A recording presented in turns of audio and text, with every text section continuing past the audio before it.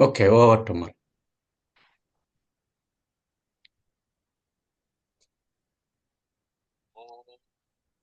శక్త్యా యుక్తో ॐ शिवशक्त्या युक्तो యది భవతి శక్తః ప్రభవితుం यदि भवति शक्तः प्रभवितुम् న చేదేవం దేవో न चेदेवं देवो న ఖలు కుశలః స్పందితుమపి न खलु कुशलः स्पन्दितुमपि అతస్త్వామారాధ్యాం अतस्त्वामाराध्याम् హరిహర విరించాదిభిరపి हरिहरविरिञ्चादिभिरपि ప్రణంతుం స్తోతుం వా प्रणम्तुं स्तोतुं वा కథమకృత పుణ్యః ప్రభవతి. कथमकृतपुण्यः प्रभवति.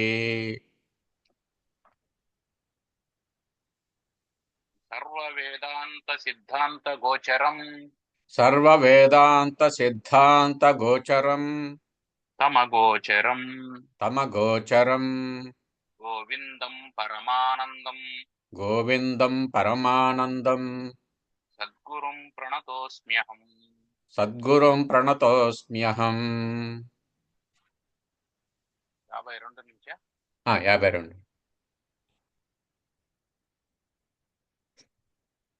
జగద్గురు శంకరాచార్యుల వారికి నమస్కరించి వివేక చూడామణిలో గురు శిష్య సంవాద రూపమైనటువంటి భాగాన్ని మనం చదువుకుంటున్నాం. అసలు శిష్యుడు ఏమడిగాడు? బంధం అంటే ఏమిటి, మోక్షం అంటే ఏమిటి, అది ఎక్కడి నుంచి వచ్చింది, బంధం ఎట్లా వచ్చింది, ఈ ఆత్మ ఏమిటి, మొదలైనటువంటి విషయాలన్నీ అడిగాడు. అడిగితే, ఒరే నాయనా, నువ్వు ఈ ప్రశ్న అడగడంతోనే కృతకృత్యుడు అయిపోయినావు. ఒక మనిషి జీవితం ఎప్పుడు సార్థకం అవుతుందంటే వాడికి ఏం కావాలనో అది తెలుసుకుంటే సార్థకం అయిపోతుంది. అంటే అర్థం ఏమి? నీకు ఏం కావాలనో తెలిస్తే నువ్వు దానికోసం ప్రయత్నం చేస్తావు. నీకేం కావాలనే దాని మీద స్పష్టత లేకపోతే దేనికోసం ప్రయత్నం చేస్తా అంటావు. అది ఎందుకు చేసావంటే బాగుంటుందేమో అని చేశాను అంటాడు. ఇది ఎందుకు చేశాను? బాగుంటుందేమో అని చేశాను. అది ఎందుకు కొన్నావంటే వాడు కొన్నాడు కాబట్టి నేను కొన్నాను. ఏమైనా నువ్వు ఎంపీసీలో ఎందుకు చేరినావంటే మా పక్కింటోడు చేరాడు కాబట్టి నేను చేరినాను. నువ్వు పెళ్లి ఎందుకు చేసుకున్నావంటే మా ఇంట్లో వాళ్ళు చెప్పినారు కాబట్టి నేను చేసుకున్నాను. అంటే వీడికి ఏం కావాలనో వీడికి స్పష్టత లేదు. గతానుగతికో లోక అని ఒకడు ముందు పోతా ఉంటే వాని వెనకంటే ఇంకొకడు పోతూ ఉంటాడట. వెళ్ళిన వాని వెనకంటే వెళ్ళడమే జీవితం అని అనుకొని వెళ్ళిపోతూ ఉంటారు. వాడెవడో ఒకడు అదేంటి సముద్ర స్నానానికి వెళ్ళాడు.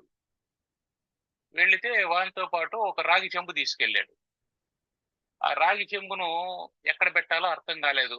వాడు ఎక్కడైనా పెడితే ఎవడైనా తీసుకుపోతాడేమో అని ఆ ఇసుకలో పెట్టి ఆ ఇసుకను కుప్పదోసి వెళ్ళాడు.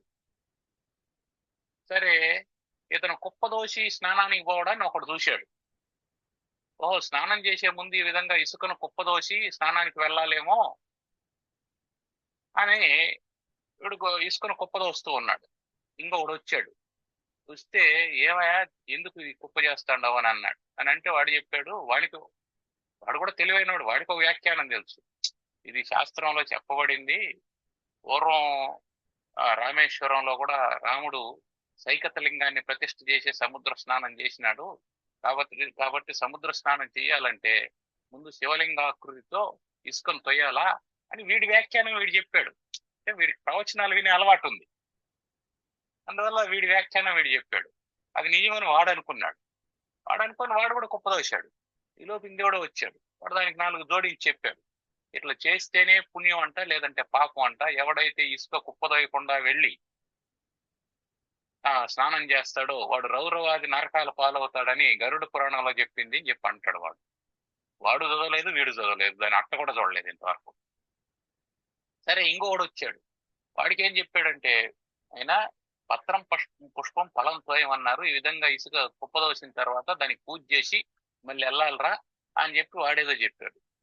సరే, ఇంతకీ మొదట రాగి చెంబు పెట్టినటువంటి వాడు స్నానం చేసి వచ్చేటప్పటికి చూస్తే బీచ్ అంతా ఇసుక కుప్పలే ఉన్నాయి. ఏ కుప్పలో వాడి రాగి చెంబు ఉందో అర్థం కాని పరిస్థితి అయిపోయింది. అన్నే గతానుగతికో లోకః అంటాడు. వీడు ఎందుకు చేస్తున్నాడో వీడికి తెలియదు, వాడు చేస్తున్నాడు కాబట్టి వాడికి తెలుసు. గురువు ఎందుకు సంతోషించినాడంటే అట్లీస్ట్ శిష్యునికి ఇది బంధం అని తెలిసింది, దీని నుంచి విడుదల పొందాలి అని తెలిసింది. ఆ స్పష్టత ఎప్పుడైతే వచ్చిందో అప్పుడు వెంటనే గురువు ఏమన్నారు, ధన్యోసి, అరే నువ్వు ధన్యుడు అయినావు నాయన, కృతకృత్యుడు అయిపోయినావు. అంటే నీకేం కావాలో తెలిసింది కాబట్టి. టైం పాస్ కోసం సూపర్ మార్కెట్ కు పోయే వాళ్ళు, వాళ్ళకేం లిస్ట్ ఉండదు చేతిలో, ఏది కనిపిస్తే దాన్ని అంతా ఎత్తి వేసుకుంటూ ఉంటారు. ఒక్కోసారి వాళ్ళు తీసుకొని వచ్చినటువంటివి 3 నెలలు 4 నెలలు సంవత్సరం అయినా సీల్ తీయకుండా ఇంట్లో అట్లే ఉంటాయి. అది ఎందుకు తెచ్చినారో కూడా అర్థం కాదు. అప్పుడు ఏదో ఆలోచన వస్తుంది, దాన్ని తెస్తారు. ఇంటికి వచ్చిన తర్వాత దాని ఉపయోగం ఏమీ లేదని తెలుస్తుంది, అది అట్లే ఉంటుంది, దాని ఉపయోగం రాదు. ఇట్లాంటి షాపింగ్లు చాలా జరుగుతూ ఉంటాయి. ఎందువల్ల అట్లా జరుగుతాయంటే స్పష్టత లేకపోవడం వల్ల జరుగుతాయి. కాబట్టి మనకేం కావాలనే దాని మీద స్పష్టత ఉంటే మనం ధన్యులవుతాం.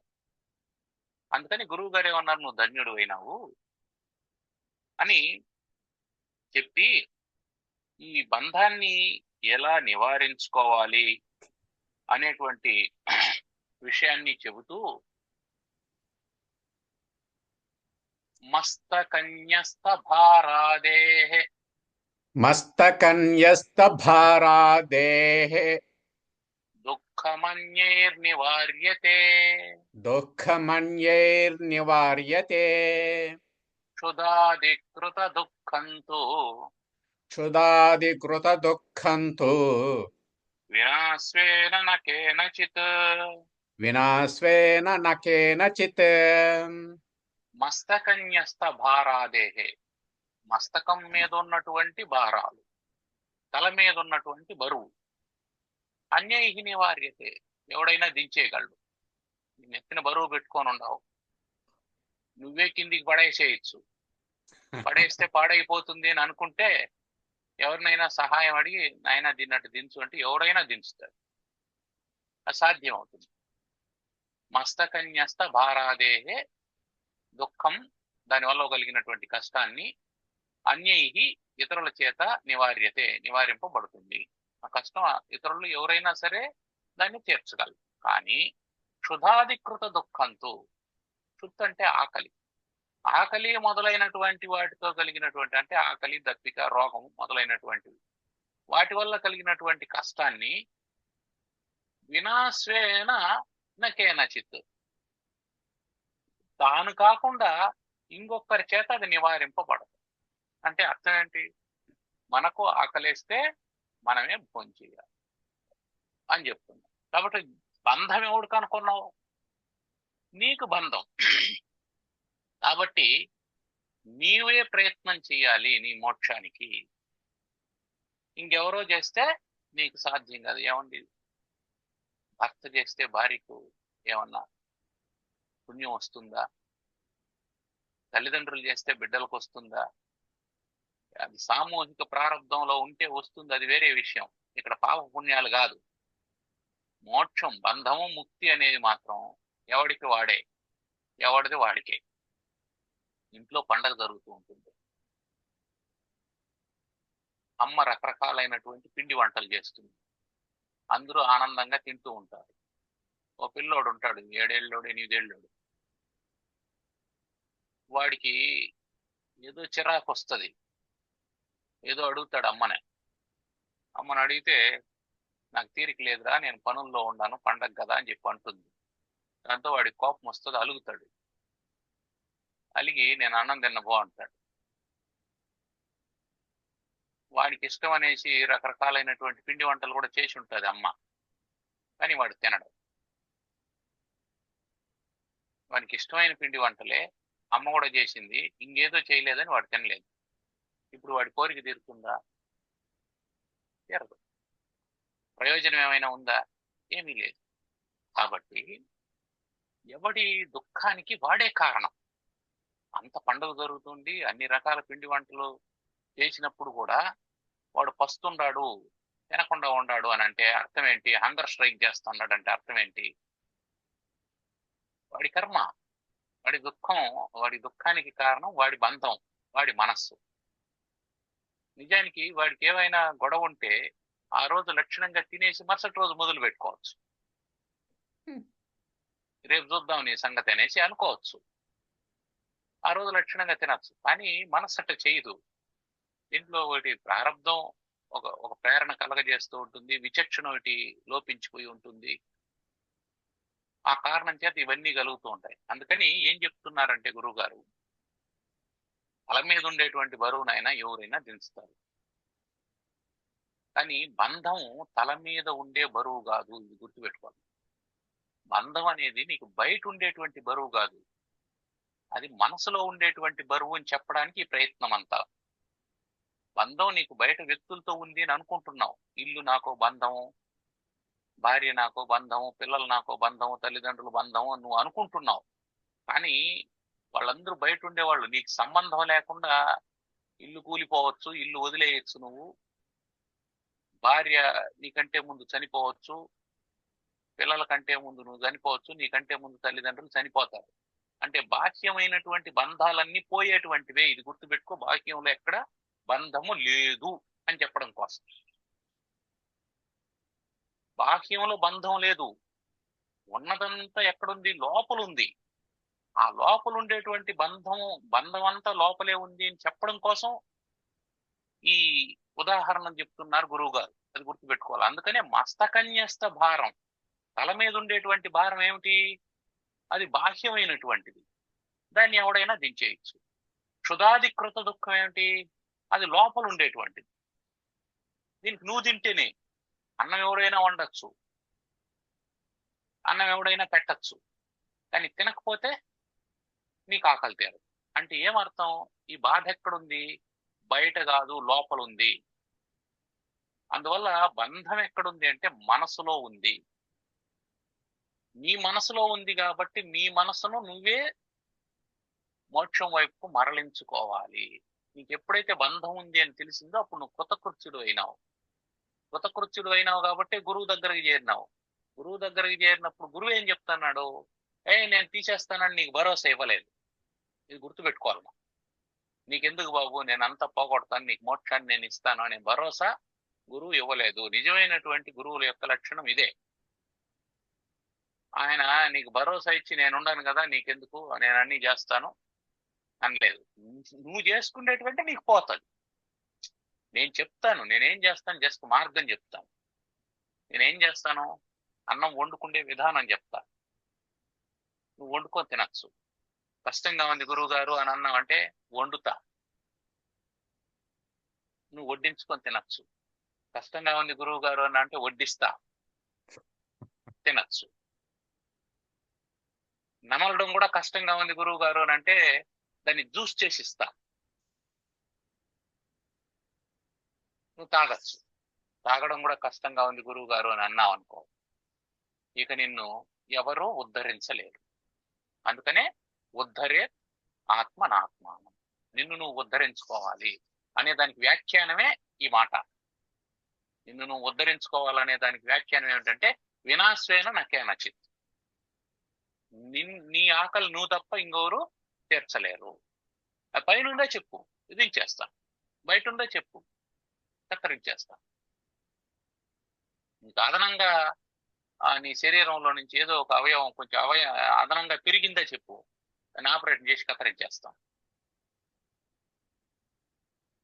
కానీ మనస్సులో ఏర్పడినటువంటి బంధం సర్జరీ చేయడానికి మనసే కనిపించదు, అది ఇన్విజిబుల్. కాబట్టి ఎంత గొప్ప సర్జన్ అయినా దాన్ని ఏమి చేయలేడు.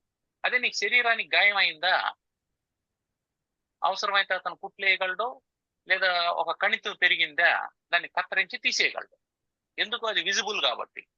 కాబట్టి నీకు ఏర్పడినటువంటి బంధము విజిబుల్లా ఇన్విజిబుల్లా, కనిపించేదే కనిపించందా, అది నీకు కూడా కనిపించదు. విచిత్రం ఏంటంటే నువ్వు బంధం ఏర్పడిందని, నాకు బంధం ఏర్పడిందని అంటున్నావు కదా, ఆ బంధం నీకు కూడా కనిపించేది కాదు, అనిపించేది. బంధం ఎప్పుడు కనిపించేది కాదు, అనిపించేది. దుఃఖం కూడా అంతే, కనిపించేది కాదు, అనిపించేది. సుఖం కూడా అంతే, కనిపించేది కాదు, అనిపించేది. ఎవరికి అనిపిస్తా ఉంది? ఎవడు కర్తో వాడికి అనిపిస్తాం.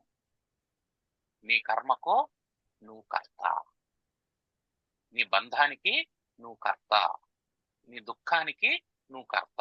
అందువల్ల దాన్ని విడుదల చేసుకోవాల్సింది కూడా నువ్వే. గురువు గారు ఏం చేస్తారు? ప్రాసెస్ చెప్తారు.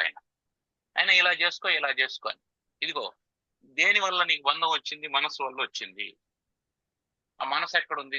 ఆ మనసు దేనితో బంధాన్ని ఏర్పాటు చేసింది? శరీరంతో బంధాన్ని ఏర్పాటు చేసింది. కాబట్టి శరీరం గురించి విచారణ చేయి. ఇది పంచకోశాలతో నిర్మాణం అయిందని, అవస్థాత్రయాలు ఉన్నాయని, దీనికి పంచభూతాలతో నిర్మాణం అయ్యిందని దీన్నంతా తెలుసుకో. తెలుసుకొని ఇది నేను కాదు అని తెలుసుకో. శరీరమే నేను కాదు అని తెలుసుకున్నప్పుడు శరీరంతో సంబంధం ఉండేటువంటి తల్లిదండ్రులతో కానీ, బిడ్డలతో కానీ, భార్యతో కానీ, లోకంతో కానీ, బాస్తో కానీ, ఎవరితోనూ నీకు బంధం లేకుండా పోతుంది. సింపుల్. కాబట్టి సదసద్వస్తు వివేకం, సదసద్వస్తు విచారం, ఇది చేస్తే నీకు బంధం పోతుంది అనేటువంటి మాట మాత్రమే గురువు గారు చెప్పగలరు. ఆ విచారణ చేయాల్సిన మళ్ళీ నువ్వే. ఎందుకు? ఆ బంధం అనేది, ఆ బాండేజ్ అనేది విజిబుల్ కాదు. If it is visible, one can remove it. If it is not visible, no one can remove it unless who experiences that. ఎవడికి అది అనుభవంలో ఉందో వాడు మాత్రమే తీసేసుకోవాలా, ఇంకొకరు తీసుకోలేదు. నువ్వు ఏడుస్తూ ఉన్నావు, పిల్లవాడు ఏడుస్తూ ఉన్నాడు, వాడిని తండ్రి ఓదారుస్తున్నాడు, ఏడవద్దురా అని. వాడు నాకు చాక్లెట్ కావాలా నేను, ఇప్పుడు చాక్లెట్ కావాలని వాడు ఏడుస్తూ ఉంటే నీకు దానికి పరిష్కారం ఏమిటి? చాక్లెట్ ఇవ్వడం పరిష్కారం. ఇప్పుడు ఇవ్వడానికి చాక్లెట్ లేదు తండ్రి దగ్గర, ఇప్పటికిప్పుడు తెచ్చి కూడా ఇవ్వలేడు, ఇవ్వాలనే ఉద్దేశం కూడా అతనికి లేదు. కారణం ఏంటంటే ఆ చాక్లెట్ అనేది వాడికి ఇంకో బంధం అవుతుంది, అది ఇంకా పెద్ద దుఃఖాన్ని ఇస్తుంది, వాడికి అర్థం కాలేదు. అందుకని తండ్రి ఏం చేస్తాడంటే వాడికి ఇంకొంచెం ఎక్కువ దుఃఖాన్ని కలిగించేందుకు ఇష్టపడడు. కాబట్టి అతను ఏం చేస్తాడంటే అతన్ని సముదాయించే ప్రయత్నం చేస్తాడు. సముదాయించే ప్రయత్నం చేసి వాడికి ఏదో చెప్తూ ఉంటాడు. వాడికి ఎంతసేపు చాక్లెట్ కావాలనే ఆలోచన ఉంటుందో అంతసేపు వాళ్ళ నాన్న ఏ మాటలు చెప్పినా వాడు దుఃఖాన్ని ఆపడు. కొంతసేపటి తర్వాత వాడు రాజీ పడినాడు అనుకోండి, అరే మా నాన్న చాక్లెట్ బదులు అరటి పండ్లు కొనిస్తానన్నాడు, లేదా ఆపిల్ పండ్లు కొనిస్తానన్నాడు అని, దానికంటే ఇది మేలు కదా అని అనుకున్నాడు అనుకో, వెంటనే వాడు అయితే పద చాక్లెట్ వద్దులే, అరటి పళ్ళు తింటాను, అరటి పళ్ళు కొనిద్దు పదా అని చెప్పి అంటాడు. అప్పుడేమైంది దుఃఖం? ఇంతసేపు తండ్రి నానా అవస్థలు పడితే అప్పుడు ఎందుకు పోలేదు అంటే, దుఃఖం అనేది లోపల ఉండే విషయం కాబట్టి బయట నుంచి మనం ఏమీ చేయలేము. ఆ లోపల ఉండేవాడిని సముదాయించుకున్నాడు అంటే దుఃఖం లోపలనే అణిగిపోతుంది, ఇంక లేదు అక్కడ. అంటే బంధం కూడా అంతే.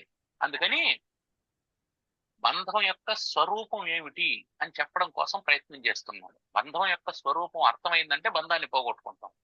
బంధం అనేది నెత్తి నుండే బరువు లాంటిది కాదు, లోపలుండే ఆకలి లాంటిది.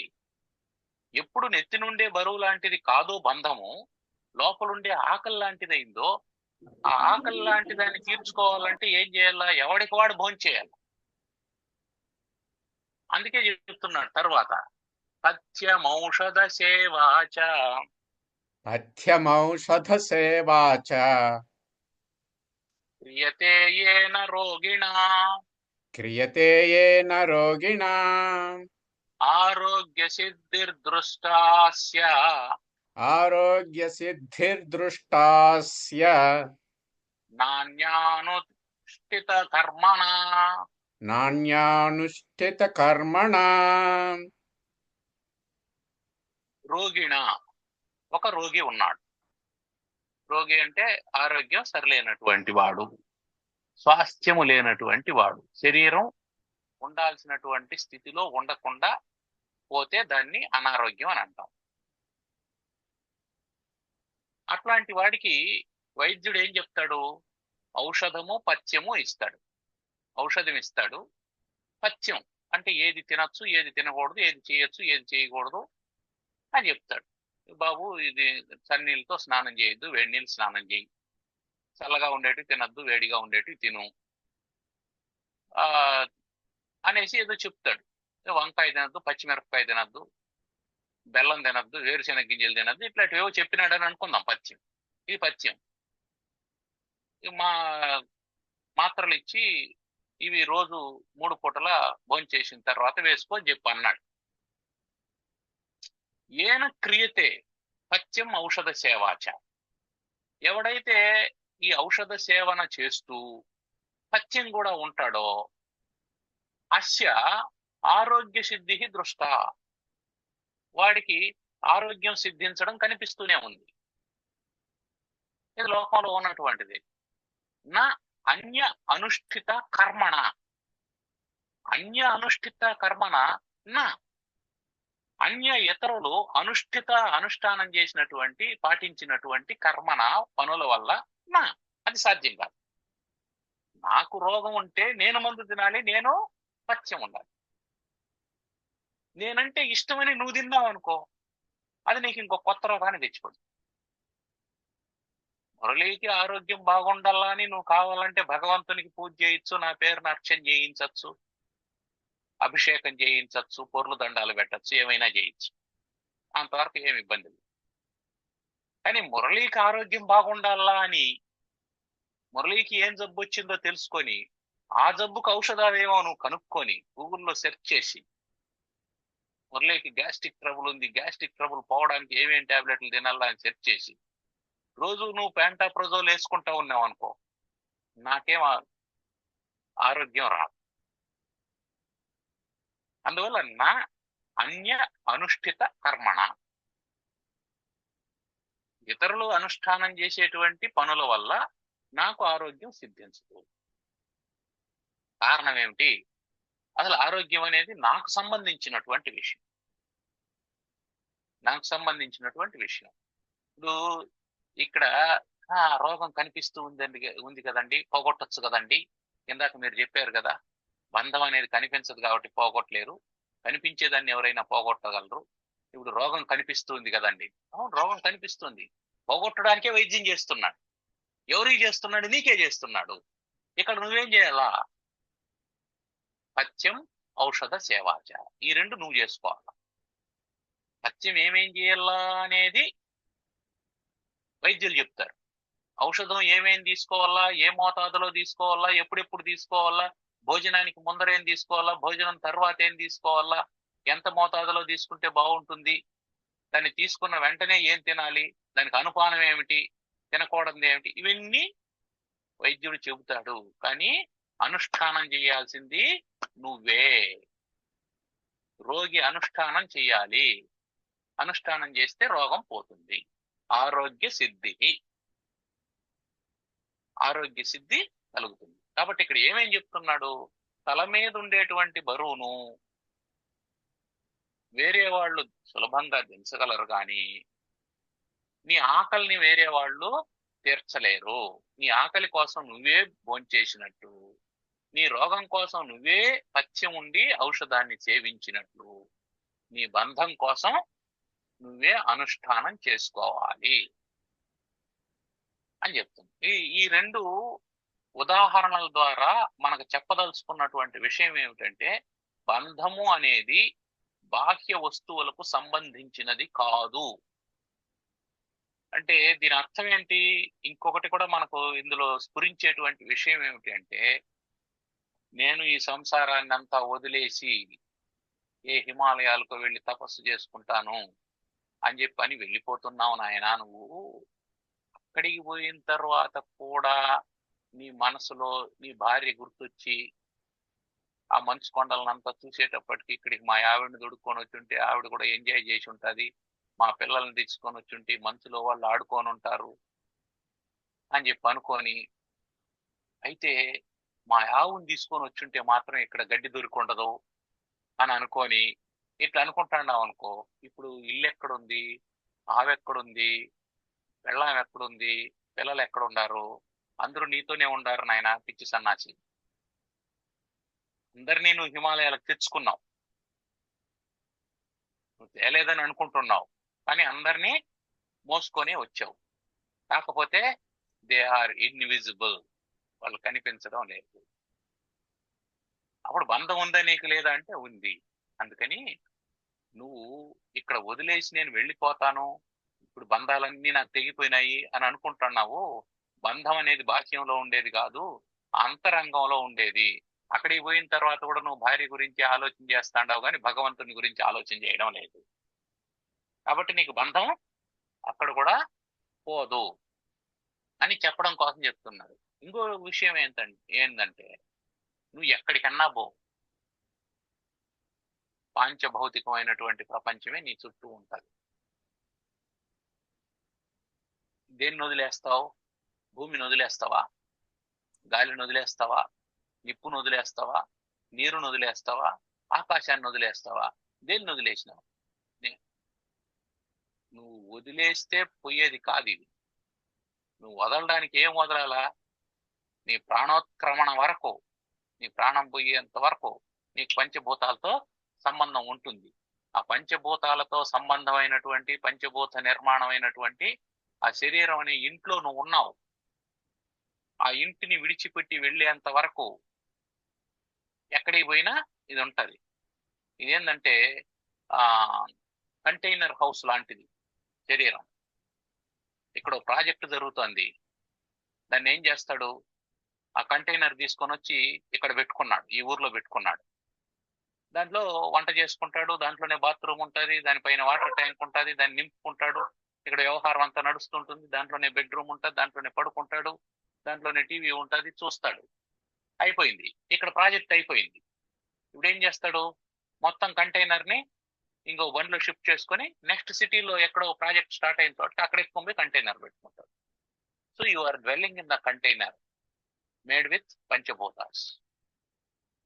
కాబట్టి పంచభూతాలతో నిర్మాణమైనటువంటి ఈ కంటైనర్ లో నువ్వు ఉంటున్నావు. ఎక్కడికి పోయినా ఇదే పరిస్థితి. ఈ ఊరు వదిలేసి ఆ ఊరికి పోయినావు అంతే తేడా. తిరుపతి వదిలేసి హిమాలయాలకు పోయినావు అంతే తేడా. అక్కడ కూడా నీ కంటైనర్ ఉంది, నీ కంటైనర్ లో కావలసినటువంటి వ్యవహారాలన్నీ ఉన్నాయి.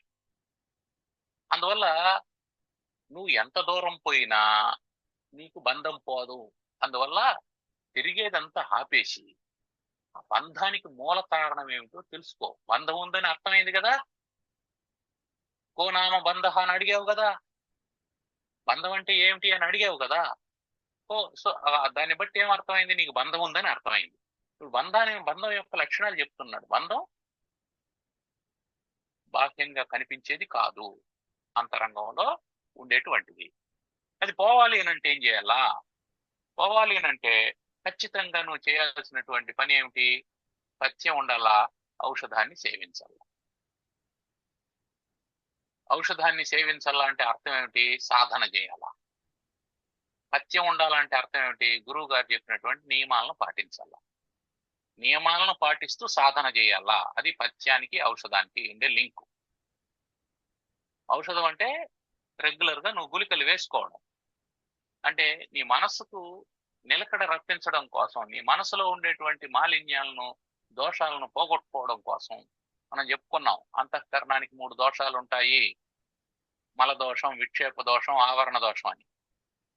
పాపకర్మలు చేయాలనేటువంటి కోరికలు మలము. విక్షేపము, మనస్సు ఒక చోట ఉండకుండా పరుగులు తీస్తూ ఉండడం విక్షేపము. ఆవరణం అంటే నువ్వు పరబ్రహ్మ స్వరూపం అని తెలియకుండా ఉండడం ఆవరణము. కాబట్టి పాపకర్మ వాసనలు పోవాలంటే ఏం చేయాలా? పుణ్యకర్మలు చేయాలా, ఉపాసనలు చేయాలా. మనసు పరిపరి విధాల విక్షేపం లేకుండా ఉండాలంటే ఏం చేయాలా? మనసు దృఢంగా పొందడం కోసం జపతపాదం చేయాలా.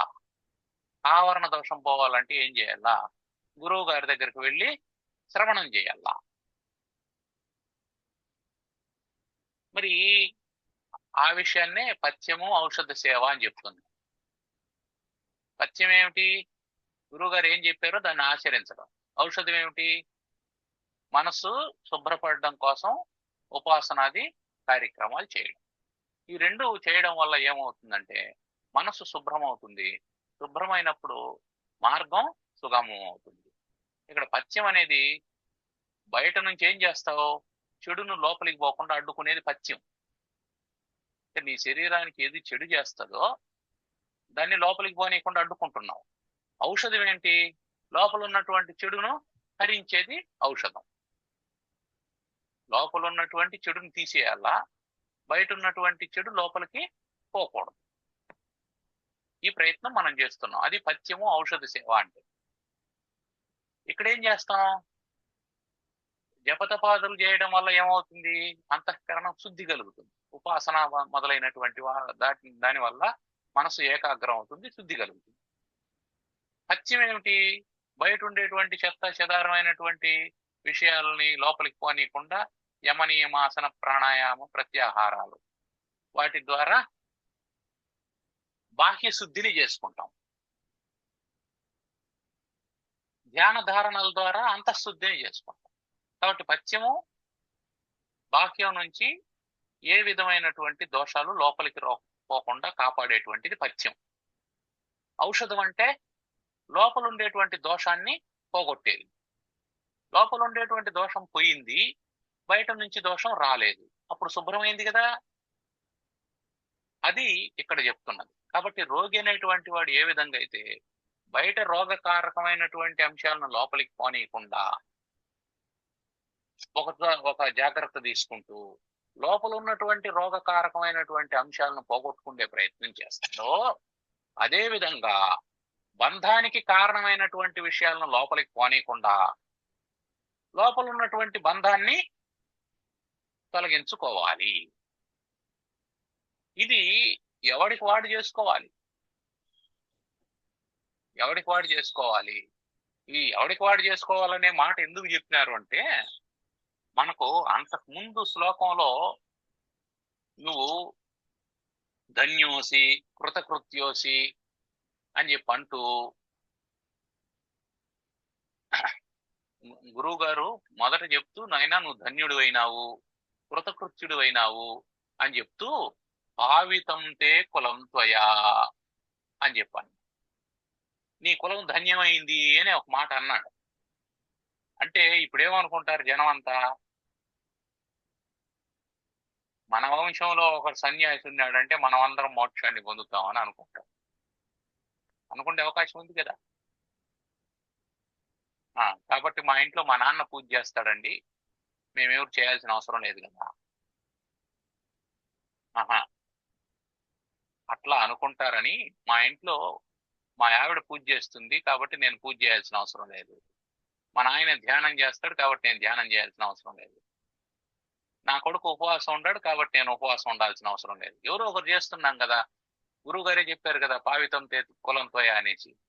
నీ ఒక్కడి వల్ల వంశం అంతా పవిత్రం అయిపోయిందని చెప్పి అన్నాడు కదా అని అనుకుంటారని. అందుకని నాయన ఇట్లా కూడా అనుకుంటారు. ఏం చెప్పినా ఇబ్బందే, ఏం చెప్పినా ఇబ్బందే. ఆ ప్రకరణార్థం తీసుకోరు. దానికి ముందు ఏం చెప్పినారు, తర్వాత ఏం చెప్తారని తీసుకోరు అని చెప్పారండి. కాబట్టి మా ఆవిడ చేస్తుంది, నాకు కూడా పూజ. మా ఆవిడ ఇంట్లో వ్రతం చేస్తా అంటుంది, నేనేమో క్లబ్లో పోయి ఆడుకుంటూ ఉంటాను. మరి ఎట్లా నువ్వు మోక్షాన్ని పొందేది అంటే, మా ఆవిడ చేస్తుంది కదా, శంకరాచార్యులు వారే చెప్పారు పావితం తే కులంతో అని అనుకుంటారనే ఉద్దేశంతో వెంటనే తండ్రి చేసినటువంటి అప్పును కొడుకు తీర్చొచ్చురా నాయన, అదేం ఇబ్బంది లేదు, అది సంసారం. కానీ బంధమోచన కర్తతో తస్మాదన్యో నకశ్చన, బంధాన్ని మాత్రం ఎవరిది వాడే తీర్చుకోవాలా అని చెప్పి అన్నాడు. అని చెప్పి వెంటనే చెప్పడానికి కారణం అది. అది ఇంకా దృఢంగా అవడం కోసం ఈ 2 శ్లోకాల్లో కూడా విషయం చెప్పాడు. నీకు రోగం వస్తే నువ్వే మందులు తినాలి, నువ్వే పథ్యం ఉండాలి. వీటన్నిటి ద్వారా గురువుగారు చెప్పదలుచుకున్నది ఏమిటి అంటే, ఈ 3 దృష్టాంతాల ద్వారా. ఏం దృష్టాంతాలు చెప్పాడు? తల మీద ఉండేటువంటి బరువును ఎవరైనా దించవచ్చు, కానీ ఆకలి ఈ ఎవడికి వాడే భోంచేయాలి. అదేవిధంగా రోగం వచ్చినటువంటి వాడే ఆ ఔషధం సేవ చేయాలి, ఔషధ సేవ చేయాలి అని చెబుతూ ఇక ఇంకొకటి కూడా చెప్తున్నాడు. తర్వాత శ్లోకంలో ఇంకొక దృష్టాంతం కూడా చెప్పి ఏం చెప్పాలనుకున్నాడు చెప్తున్నాడు. వస్తుస్వరూపం వస్తుస్వరూపం స్ఫుటబోధచక్షుషా స్ఫుటబోధచక్షుషా స్వేనైవ వేద్యం స్వేనైవ వేద్యం నతు పండితేనా నతు పండితేన చంద్రస్వరూపం చంద్రస్వరూపం నిజచక్షుషైవ నిజచక్షుషైవ జ్ఞాతవ్యమన్యై జ్ఞాతవ్యమన్యై అవగమ్యతే కిం. అవగమ్యతే కిం. వస్తుస్వరూపం. వస్తుస్వరూపం, ఒక వస్తువు యొక్క స్వరూపాన్ని తెలుసుకోవాలంటే ఆ వస్తు స్వరూపాన్ని స్ఫుటబోధ చక్షుష, స్ఫుటబోధ స్పష్టంగా అది తెలియడం కోసం స్వేనైవ చక్షుషా వేద్యం, నీ యొక్క కళ్ళతో చూసి తెలుసుకోవాలి. నతు పండితేన, అది తెలిసినటువంటి వాడు చెప్పడం వల్ల కాదు. తెలిసినటువంటి వాడు చెప్తే తెలుస్తుంది, అంతేగాని తెలియబడదు. ఏదో చెప్పాడు, ఏం చెప్తాడు, గవయ మృగం అనే ఒక మృగం ఉంది అన్నాడు. గవయ మృగం అంటే ఎట్లా ఉంటుంది అంటే చూసిన వాడికి తెలుసు, నువ్వు చూడలేదు. గవయ మృగం ఎట్లా ఉంటుందో నీకు తెలియలేదు. అతను ఏం చెప్తాడు, ఎద్దులాగా ఉంటుంది, ఎద్దు గంగడోల కంటే దాని పెద్దదిగా ఉంటుంది, దానికి కూడా 2 కొమ్ములు ఉంటాయి, దానికి కూడా ఒక తోక ఉంటుంది అని అన్నప్పుడు ఏం చేస్తాడు వినేటువంటి వాడు, ఎద్దును ఊహించుకుంటాడే తప్ప గవయ మృగాన్ని గుర్తు తెచ్చుకోలేడు. కారణం ఏంటంటే అతను చూడలేదు కాబట్టి, తనకు తెలియదు కాబట్టి. అందువల్ల వస్తు స్వరూపం స్ఫుట బోధ, ఆ స్ఫుట బోధ కోసం, స్పష్టంగా తెలియడం కోసం వస్తువు యొక్క స్వరూపం స్వేనైవ చక్షుష వేద్యం, తన స్వీయమైనటువంటి కళ్ళతో చూసి తెలుసుకోవాలి. ఎట్లా, చంద్రస్వరూపం నిజ చక్షుషైవ జ్ఞాతవ్యం అన్యై అవగమ్యతే కిం. చంద్రుడు ఎలా ఉన్నాడు అంటే నీ కళ్ళతో నువ్వు చూసి తెలుసుకోవాలి, కానీ ఎవరో చూసి చంద్రుడు గుండ్రంగా ఉంటాడు అని అంటే వాడు చూసిన రోజు పౌర్ణమి ఉంటుంది గుండ్రంగా ఉన్నాడు, నువ్వు చూసిన రోజు అష్టమి చంద్రుడు ఉన్నాడు అనుకో సగం ఉంటాడు, హాఫ్ సర్కిల్.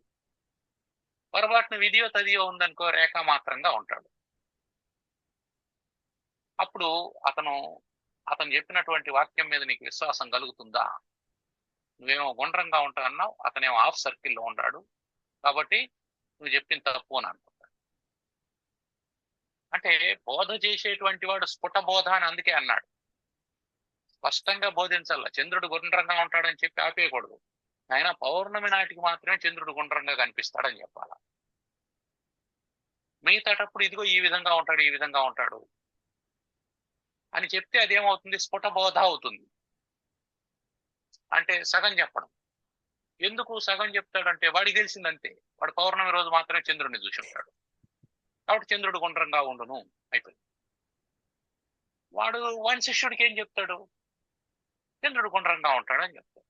ఇప్పుడు పొరపాటున చంద్రుడిని చవితి రోజు లేదా పంచమి రోజు శిష్యుడు చూసినాడు అనుకో, అప్పుడు గురువు వాక్యం మీద ఏమవుతుంది, విశ్వాసం పోతుంది. అందుకని గురువాక్యం మీద ఒకసారి విశ్వాసం పోయిందనుకో ఇక ఏం చెప్పినా నమ్మడు. ఆయన ఏదో చెప్తుంటాడులే, గురువు కాబట్టి వినాలి మనం అని అనుకో. ఆయనకి పెద్ద అవగాహన లేదు, ఏదో చెప్తూ ఉంటాడు. కాకపోతే చంద్రుడు గుండ్రంగా ఉంటాడని చెప్తాడా? అందువల్ల స్ఫుటబోధ అంటే స్పష్టంగా బోధించాలా.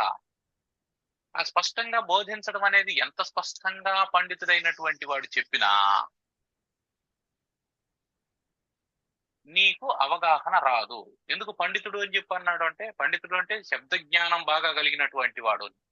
ఆ శబ్ద జ్ఞానం బాగా కలిగినటువంటి వాడు, వొకాబులరీ ఉండేటువంటి వాడు రకరకాలుగా వర్ణించి చెప్పగలడు. అన్ని రకాలుగా వర్ణించి చెప్పినా ఆ వస్తు స్వరూపం స్ఫుటంగా బోధపడదు. చంద్రుడు గుండ్రంగా ఉంటాడు, తెల్లగా ఉంటాడు, మధ్యలో నల్ల నల్ల మచ్చలు ఉంటాది, కాంతివంతంగా ఉంటాడు, చూస్తే బాగుంటాడు. ఇవన్నీ చెప్పినా కూడా చంద్రుణ్ణి చూసినప్పుడు ఉండేటువంటి అనుభవం వేరు, చంద్రుని గురించి విన్నప్పుడు ఉండేటువంటి అనుభవం వేరు. అందువల్ల చంద్రస్వరూపం నిజ చక్షుషైవ జ్ఞాతవ్యం అన్యైః అవగమ్యతే కిం. ఇతరుల ద్వారా నువ్వు తెలుసుకోగలుగుతావా అని చెప్పన్నారు. ఇప్పుడు మొత్తం 3 చెప్పారు మనం. ఒకటి, నెత్తి మీద ఉండేటువంటి బరువు ఎవడైనా దించేస్తాడు, దాన్ని పక్కన పెట్టి. ఆకలేస్తే నువ్వే అన్నం తినాలి, రోగం వస్తే నువ్వే మందులు తినాలి, చంద్రుణ్ణి నువ్వే చూడాలి. ఈ 3 దృష్టాంతాలు.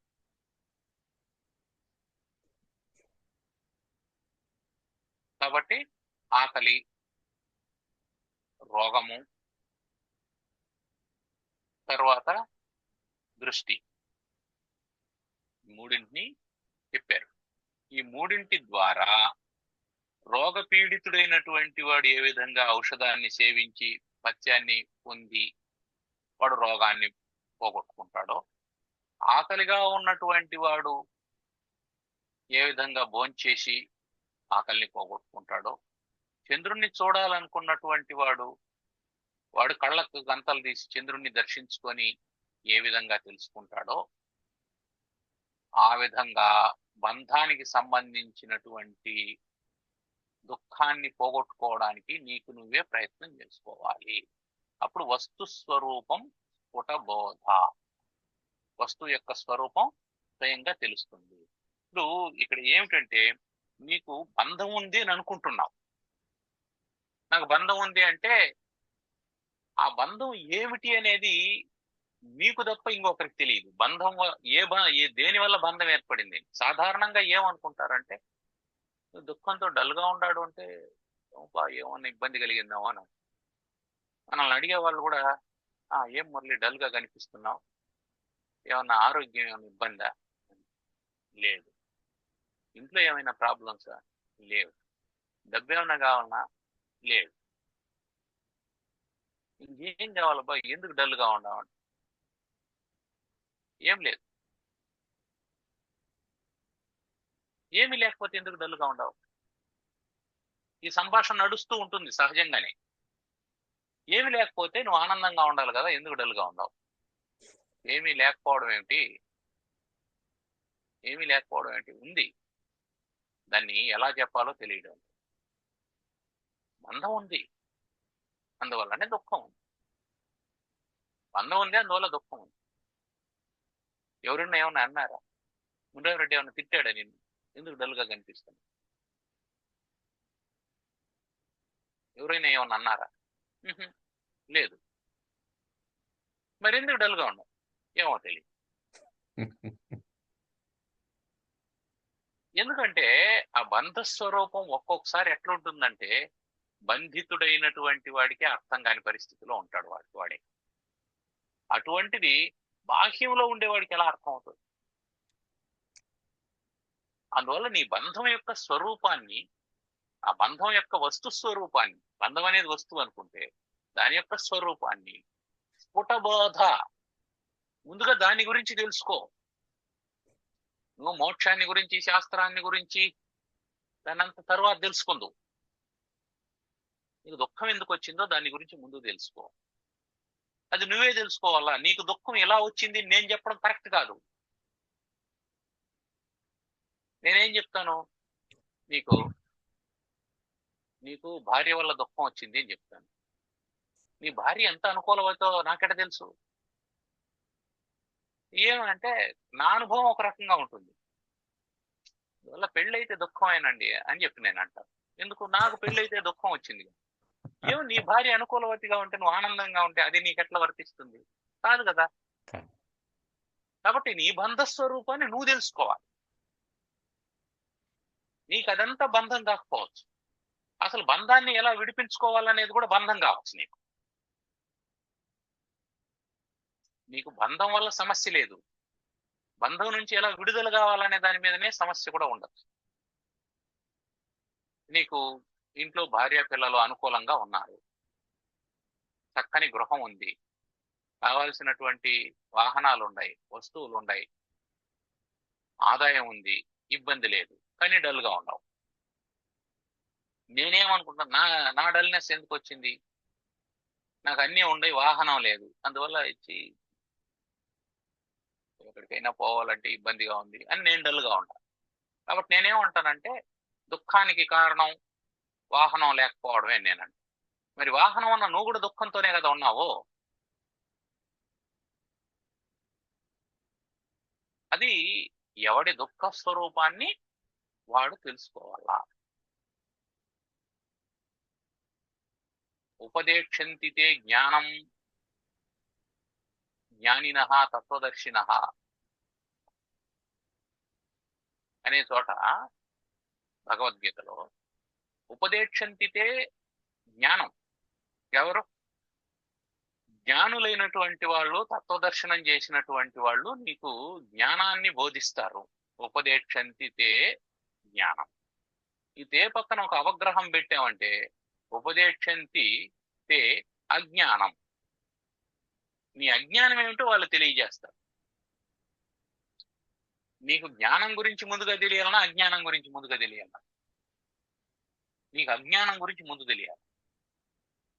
ఏది బంధమో అది తెలిస్తే దాని నుంచి నువ్వు విడుదల పొందు. నీకు ఎక్కడ ముడి వేశారో తెలియదు, ముడి విప్పడం నీకు తెలుసు, ముడి విప్పడం నీకు తెలుసు, కానీ ఎక్కడ ముడి వేశారో నీకు తెలిసి ఉండాలి కదా. ఒక అంధుడు ఉన్నాడు, అతని చేతిలో తాళపు చెవి ఉంది, తాళపు చెవి ఉంది. అతను గోడ దగ్గర తారాడుతూ ఉన్నాడు, అక్కడ తాళం ఉందేమో తీద్దామని. తాళం అతని చేతికి దొరికిందంటే ఆ తాళానికి ఉండేటువంటి రంధ్రం ఎక్కడుందో వేలుతో చూసి ఆ రంధ్రంలో తాళం చెవిని పెట్టి అతను తిప్పేసి గదిని ఓపెన్ చేయగలడు. ఇప్పుడు అతను గోడ మీద తారాడుతూ ఉన్నాడు. గోడ మీద ఎంతసేపు తారాడినా తడిమి చూసినా అతనికి తాళం దొరుకుతుందా? దొరకదు. ఎక్కడుంటుంది తాళం? తలుపు దగ్గర ఉంటుంది. తలుపుకు కదా తాళం వేస్తారు, గోడకు వేయరు కదా. కాబట్టి అతను ఏం చేయాలి? తలుపు దగ్గర వరకు రావాలా, తలుపు ఎక్కడుందో మొదట తెలుసుకోవాలా. ఆ తలుపు దగ్గర ఉండేటువంటి తాళాన్ని పట్టుకున్నాడంటే ఆ తర్వాత ఈ కీ ఉపయోగపడుతుంది. అతను గోడ దగ్గరే ఉంటే కీ ఉపయోగపడదు. కాబట్టి నీకు శాస్త్రాలన్నీ చదువుకున్నావు, జ్ఞానం అంతా తెలుసు అని అంటే బంధం ఎక్కడుందో చూసుకో మొదట. అందువల్ల స్ఫుటబోధ, వస్తు స్వరూపానికి సంబంధించినటువంటి స్ఫుటబోధ కావాలి. నువ్వు బంధం ఎక్కడుందో తెలుసుకోకుండా బంధ విముక్తికి కావలసినటువంటి మార్గాలన్నింటినీ తెలుసుకోవడం వల్ల నిష్ప్రయోజనం. అందుకని దానికి ఏం చెప్తున్నారు తర్వాత శ్లోకంలో? అవిద్యా కామ కర్మాది అవిద్యా కామ కర్మాది పాశబంధం విమోచితుం పాశబంధం విమోచితం కః శక్నుయాత్ కః శక్నుయాత్ వినాత్మానం వినాత్మానం కల్పకోటిశతైరపి. కల్పకోటిశతైరపి. నాయనా, నీకు బంధం కలగడానికి 3 ప్రధానమైనటువంటి కారణాలు ఉన్నాయి. ఏమిటి? అవిద్య, కామము, కర్మము. ఆది పాశబంధ విమోచితం. మొదలైనటువంటి పాశములు తాళ్ళ చేత బంధము కట్టివేయబడినటువంటి వాడివి నువ్వు. అంటే ఇది కామన్ అన్నమాట. అవిద్య, కామ, కర్మాదులు కామన్ గా చెప్పేటువంటి ఇవి. అంటే వీటిలో మళ్ళీ రకరకాలు ఉంటాయి. అవిద్య అంటే ఏమిటి? అజ్ఞానం, తెలియనితనం. అవిద్య అంటే దేని గురించి తెలియదు అంటే ఆత్మ గురించి తెలియదు అని అనుకోవాలి. కామం అంటే కోరిక. ఆత్మ గురించి తెలియకపోవడం వల్ల అనాత్మ కారణం చేత అతనికి బంధం ఏర్పడింది. కామం అంటే కోరిక. కోరికలు ఉంటాయి అనేది కామన్, కానీ కోరికలు కామన్ కాదు.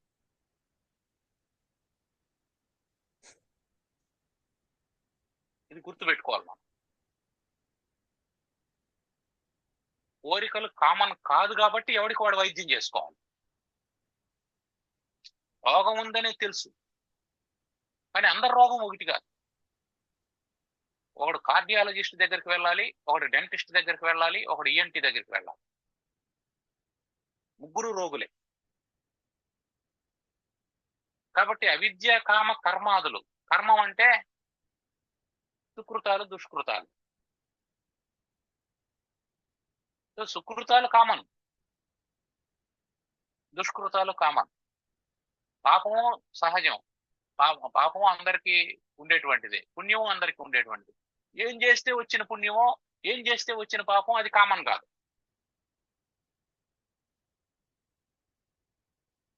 ఒకడు అన్నదానం చేసి పుణ్యం సంపాదించాడు, ఒకడు వస్త్రదానం చేసి పుణ్యం సంపాదించాడు, ఒకడు అవయవ దానం చేసి పుణ్యం సంపాదించాడు, ఒకడు రక్తదానం చేసి పుణ్యం సంపాదించాడు. ఒకడు శిశు హత్య చేశాడు, ఇంకొకడు గోహత్య చేశాడు, ఒకడు బ్రహ్మహత్య చేశాడు, ఏదో ఒకటి చేశాడు, ద్రోహం చేశాడు. కాబట్టి పాపము పుణ్యము అంటే కర్మ ఉండడం సహజమే, కానీ ఆ కర్మలు అందరివి ఒకటే రకంగా ఉండవు. అదేవిధంగా కోరికలు ఉండడం సహజమే, కానీ అందరి కోరికలు ఒకటి కావు. అజ్ఞానం ఉండడం సహజమే, కానీ అందరి అజ్ఞానం కూడా ఒకటి కాదు. అందువల్ల వ్యక్తిగతంగా ఎవడికి వాడు ఉద్ధరించుకోవాలి. ఇక్కడ మనకు 3 రకాలైనటువంటి విషయాలు చెప్పారు: అవిద్య, కామము, కర్మము అని. అవిద్య వల్ల ఏం కలుగుతుంది? అవిద్య వల్ల బంధం ఏర్పడింది. అవిద్య వల్ల బంధం ఏర్పడింది. తర్వాత కామం. కామం వల్ల ఏమేర్పడింది? సంకల్పాలు ఏర్పడినాయి. ఆ సంకల్పాల వల్ల ఏమవుతుంది? కర్మ జరుగుతుంది. అవిద్య వల్ల జన్మం కలిగింది అనుకోండి. అవిద్య వల్ల జన్మం కలిగింది. జన్మం వల్ల కామం ఏర్పడింది. కామం వల్ల కర్మం ఏర్పడింది. కాబట్టి ఎక్కడ మూలం? మనం ఎక్కడ చూస్తున్నాం అంటే కర్మ దగ్గర బంధం ఉంది అని చూస్తున్నాం. పెళ్లి చేసుకున్నాను కాబట్టి కష్టాలు వచ్చినాయని అనుకుంటున్నాం, లేదా ఫలానా వస్తువు కొన్నాను కాబట్టి ఇబ్బంది అయిందని, కారు కొన్నాను కాబట్టి యాక్సిడెంట్ అయింది అని. అది కాదని చెప్పడం లేదు, అది కాదని చెప్పడం లేదు. కారు ఉండడం వల్లనే యాక్సిడెంట్ అయింది. కానీ ఆ కారు కొనడం అనేటువంటి కర్మ కంటే ముందు కారు కొందాం అనేటువంటి కామం ఉంది, కోరిక ఉంది. ఆ కారు ఎందుకు కొనాలా? శరీరం ఉంది కాబట్టి కొనాలా, శరీరానికి సౌకర్యం కావాలా, అది అవిద్య. కాబట్టి అవిద్య, కామ, కర్మలు. మనం బంధం వచ్చేటప్పటికి చాలా దూరంలో బంధం కనిపిస్తుంది మనకు. మనం దాన్ని చాలా వెనక్కి పోవాల్సినటువంటి అవసరం ఉంది. మనకు బాహ్యంలో బంధం కనిపిస్తుంది, కానీ బంధానికి మూల కారణం ఎక్కడుంది? అంతరంగంలో ఉంది. కాబట్టి we have to do much more journey towards inside. ఇది ఇన్నర్ జర్నీనే కానీ అవుటర్ జర్నీ కాదు. కాబట్టి ఎంత ఇన్నర్ జర్నీ చేయగలిగితే అంత అవిద్య దగ్గరికి వెళ్ళగలుగుతాం. అయితే కర్మల దగ్గర వదిలేయాలి, కామం దగ్గర వదలాలి, అవిద్య దగ్గరికి వెళ్ళాలి. ఆ అవిద్యను సమూలంగా నశింపజేస్తే అప్పుడు అవిద్య వల్ల కలిగినటువంటి కామం నశిస్తుంది, కామం వల్ల కలిగినటువంటి కర్మలు నశిస్తాయి.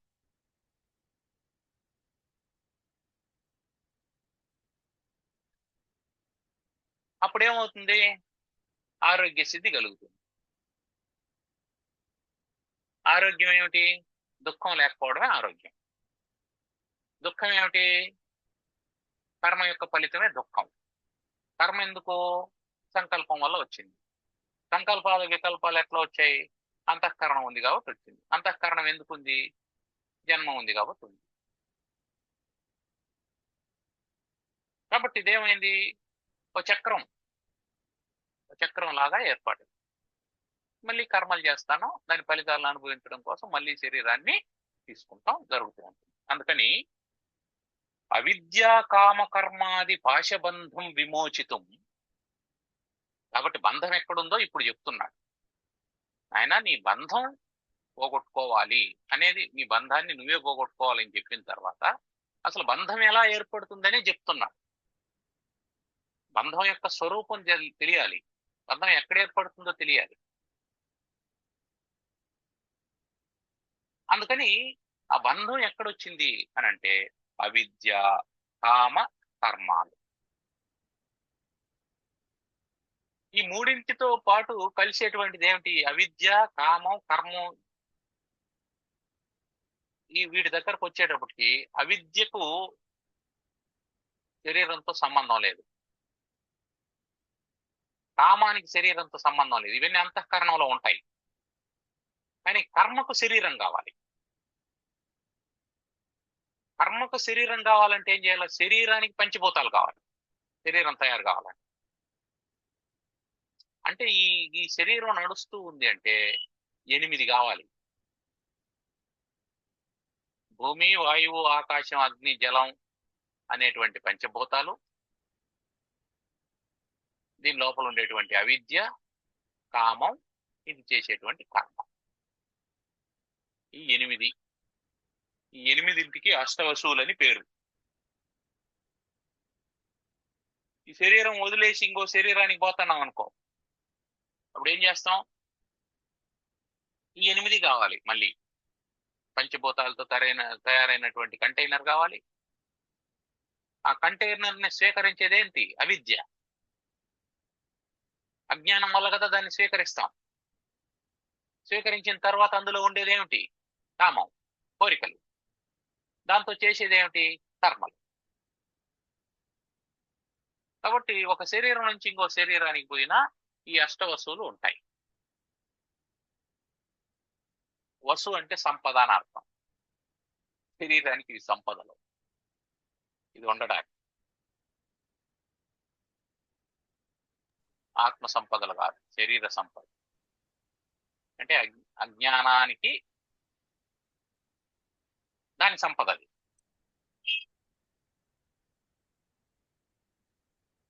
అట్లా. కాబట్టి శరీరం ఆరంభం కావడానికి ఈ అష్టవసువులు అవసరం.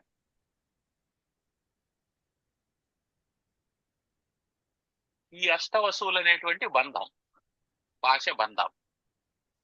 వీటి నుంచి విమోచితం కహ శక్నుయాత్. ఎవడికి సాధ్యమవుతుంది? కల్పకోటి శతైరపి.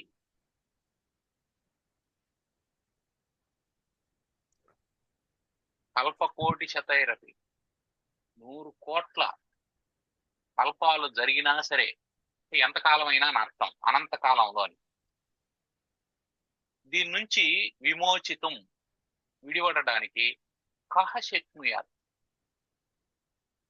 ఎవడికి సాధ్యం అవుతుంది?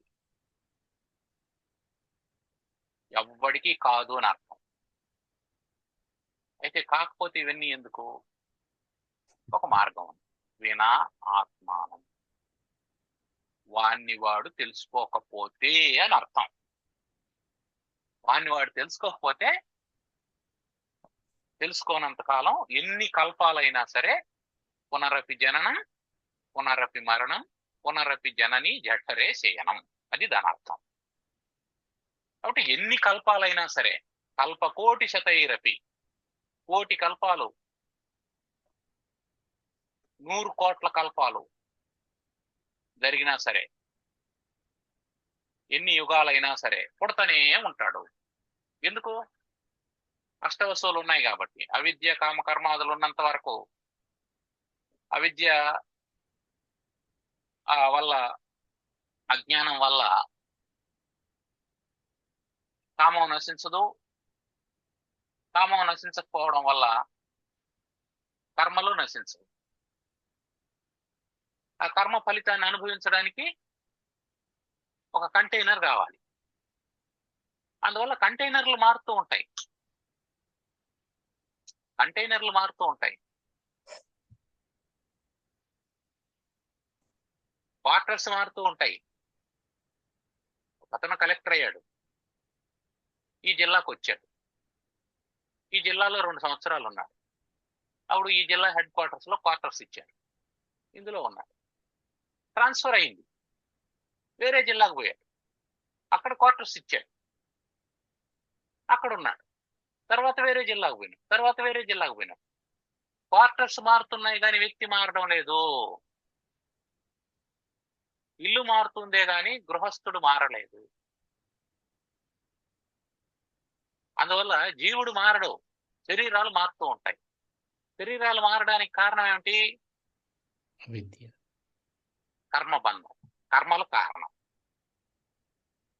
కర్మలు కారణం. ఎందుకు ఈ జిల్లాలోనే పెట్టలేదు ఆయన్ని? ఆయన చేసినటువంటి పనులు, ఇక్కడ మంచి పనులు చేశాడు, చాలా అద్భుతమైనటువంటి పనులు చేశాడు. అప్పుడు ఏం చేస్తారు? ఎంత అద్భుతమైనటువంటి పనులు చేసేవాడు, వాని యొక్క అవసరం ఫలానా వెనుకబడిన జిల్లాలో ఉంది, అందుకని అక్కడికి మార్చాడు. ఇక్కడ నీచమైనటువంటి పనులు చేశాడు, అప్పుడు పనిష్మెంట్ కింద ఇంకో జిల్లాకి వేశాడు. కానీ గుర్తుపెట్టుకోవాల్సింది ఏమిటి? Transfer happens. మంచి చేసినా జరుగుతుంది, చెడు చేసినా జరుగుతుంది. లేదు, ఆయన మోడరేట్ గా ఉన్నాడు, యుక్తాహార విహారశలాగా అన్ని యుక్తంగానే చేసుకుంటూ ఉన్నాడు, మోడరేట్ గా ఉన్నాడు. అప్పుడు ఏం చేస్తాడు? లాంగ్ స్టాండింగ్ అని మళ్ళీ మారుస్తాడు. 110 ఏళ్ళు బ్రతికాడయ్యా, చాలు, ఇంకా ఎందుకు బ్రతకడం, తిరుగుతూ ఉండగానే పోతే మంచిది, వెళ్ళిపో. లాంగ్ స్టాండింగ్, మోడరేట్ గా బ్రతికాడు, లాంగ్ స్టాండింగ్ ఉన్నాడు, లాంగ్ స్టాండింగ్ కింద ట్రాన్స్ఫర్ చేసి. దాని అర్థం ఏంటి? నువ్వు ట్రాన్స్ఫర్ కావడం గ్యారంటీ. నువ్వు లాంగ్ స్టాండింగ్ కింద ట్రాన్స్ఫర్ అవుతావా, పనిష్మెంట్ కింద ట్రాన్స్ఫర్ అవుతావా, నీ అవసరం ఉండి ట్రాన్స్ఫర్ అవుతావా, ఎట్లయినా జరగచ్చు. ట్రాన్స్ఫర్ అయితే గ్యారంటీ. ఎప్పటి వరకు ఈ ట్రాన్స్ఫర్లు ఉంటాయి? నీకు ఈ ట్రాన్స్ఫర్ ఎందుకు వచ్చింది? ఎందుకు వచ్చింది ఆయన? నువ్వు సర్వీస్ కమిషన్ రాసినవే, నువ్వు సర్వీస్ కమిషన్ రాసి ఉద్యోగంలో చేరినావు కదా, ఆ ఉద్యోగంలో చేరడం అనే అవిద్య ఉందే, దానివల్ల వచ్చింది. నువ్వు ఉద్యోగమే చేరలేదనుకో, ట్రాన్స్ఫరే లేదు కదా. కాబట్టి ఎప్పటి వరకు ఇది ఉంటుందంటే, నువ్వు ఉద్యోగాన్ని నుంచి విరమణ చేసేంత వరకు నువ్వు రిజైన్ చేస్తావా, లేదా నీ టర్మ్ అయిపోయిన తర్వాత ఉద్యోగ విరమణ అవుతుందా? విరమణ అయిపోయిన తర్వాత ఏమవుతుంది? మళ్ళీ నువ్వు ఎక్కడ ట్రాన్స్ఫర్ కావాల్సిన అవసరం లేదు, నువ్వు ఏదో ఒక చోట అనుకుంటావు, అప్పుడు ఉంటావు, అయిపోయింది. కాబట్టి అవిద్యతో మొదలవుతుంది. అవిద్యకు అంటే అజ్ఞానానికి పరిష్కారం ఏం చెప్పారు? జ్ఞానాత్ ఏవతు కైవల్యం.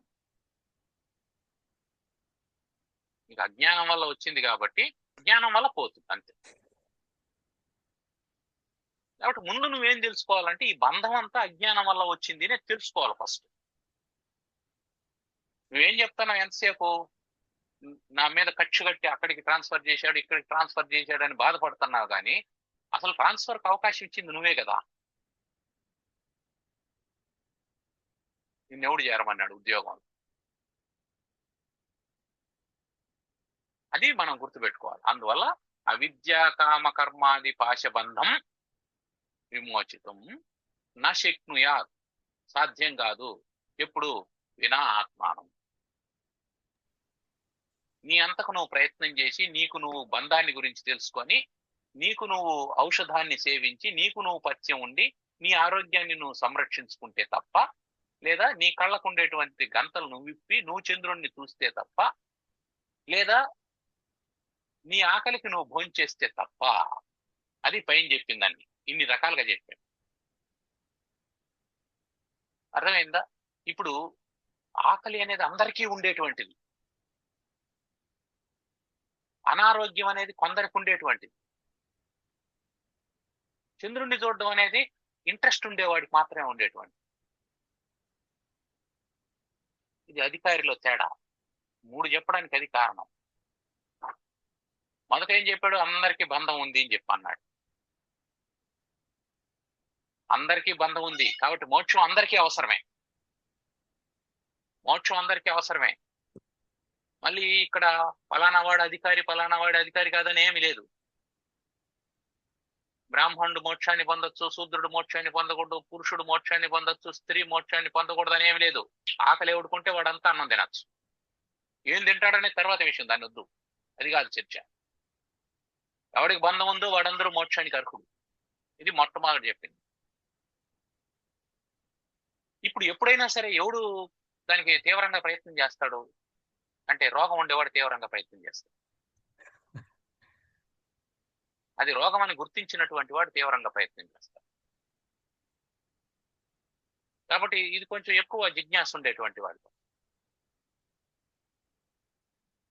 చంద్రుడిని ఎవడు చూస్తాడు? సత్యాన్ని అన్వేషించాలనుకునేవాడు మాత్రమే చూస్తాడు.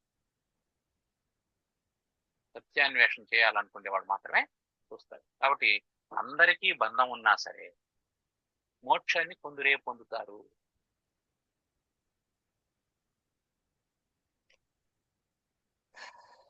అది మనం గుర్తుపెట్టుకోవాలి. అందువల్ల ఆత్మానం వినా ఆత్మానం, ఆత్మజ్ఞానం కలగకపోతే ఈ అవిద్యా కామకర్మాది పాశబంధం నుంచి విడుదల పొందలేడు అని చెప్పి అనుకున్నారు. కాబట్టి ఈ ఆత్మజ్ఞానం ఎలా కలుగుతుంది అని చెప్పాలి కదా. ఇంకా ఇందాక బంధం యొక్క లక్షణాలు, బంధం ఎలా పోగొట్టుకోవాలని చెప్పారు. ఆత్మజ్ఞానం అన్నాడు కదా, ఆత్మజ్ఞానాన్ని ఎలా పొందాలి అనేటువంటిది తర్వాత ఆ శ్లోకాల్లో గురువు గారు వివరిస్తారు. ఇక ప్రశ్నలు ఏమన్నా ఉన్నాయా? మనము కనపడేది బంధం కనపడదు అనేసి అనుకున్నాం కదా. ఈ ప్రారబ్ధం అనేది అదే బాహ్యమా అంతరంగమా? అంతరంగమే. మనకు కనిపించదు ప్రారబ్ధం, కానీ పని జరుగుతూ ఉంటుంది.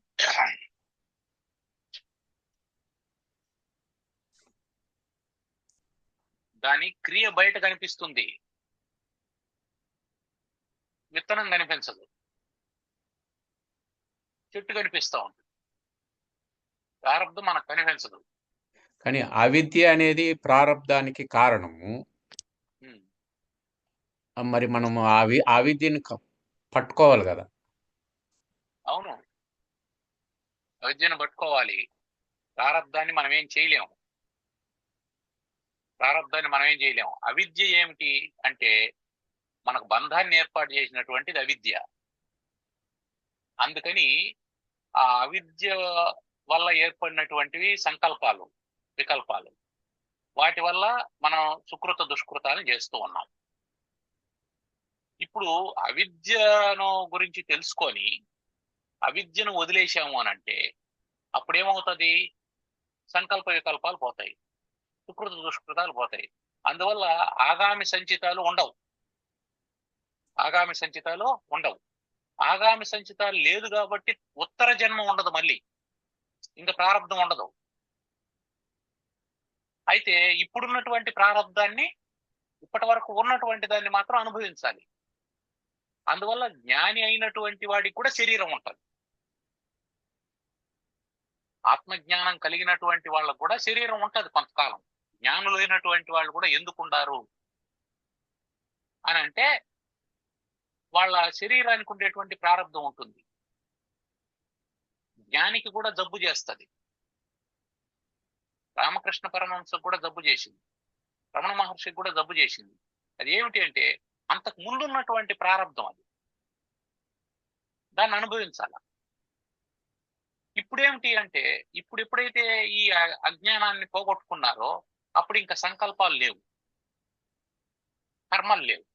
అందువల్ల ఉత్తర జన్మ ఉండదు. ఆ శరీరం ఉన్నంత కాలం ఆత్మానందంతో ఉంటారు. ఇప్పుడు శరీరము ఉండదు అనేసి మనము ఆమ్, అనుభవపూర్వకంగా తెలుస్తుంది వాళ్ళకి, జ్ఞానులైన వాళ్ళకి. తెలుసు. కాకపోతే మన విశ్వంలో ఈ భూములు, భూగోళాలు అవన్నీ ఆ, విశ్వం టోటల్గా పోలిస్తే ఈ ద్రవ్యమైన పదార్థం అనేది ఎక్కడో 0.001%గా మనకి తెలుస్తా ఉంది. ఉమ్, మిగతాదంతా ఖాళీ స్థలమే ఎక్కువగా. ఆ, గాలి కూడా లేని చోటు కూడా ఉంటుంది.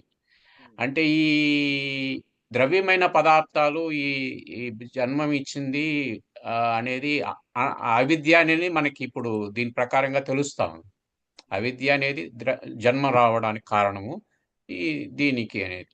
అంటే ఈ జ్ఞానులు అనే వాళ్ళు ఆ, ఎటువంటి అవిద్య లేకుండా సంపూర్ణంగా పూర్తిగా ఈ యొక్క విశ్వంలో కలిసిపోవడం అనేది అంతే, తెలుస్తాం.